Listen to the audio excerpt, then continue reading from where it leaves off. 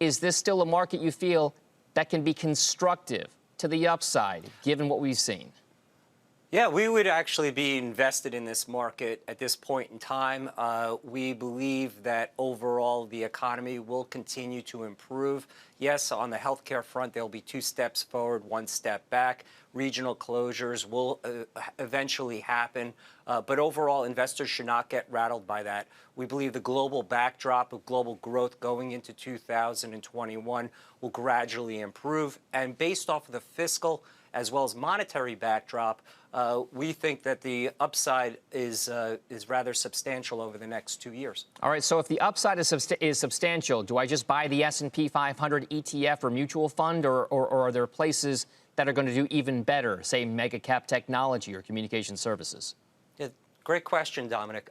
We believe that you have to be in the highest quality companies, and we believe that companies that have very little debt on their balance sheet, high return on their invested capital, and like you reported in the last segment, Nike, a company that's being investing back into their business, will do very well. So look at companies like Nike, Visa, Pepsi, as well as Hershey's as steady Eddie companies that could outperform.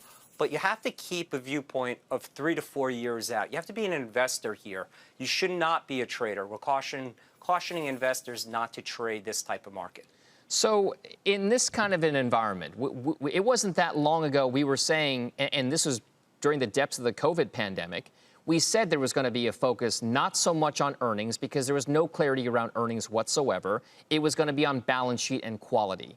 It now seems as though we're reverting right back to focusing on earnings and earnings outlooks. Does that mean that investors are now pretty much saying, hey, we think earnings are going back to normal? No, look, you're going to have to look out 18 to 24 months to get a normalization of the S&P 500. The earnings cycle isn't going to bounce back over the next 2 quarters back to 2019 levels.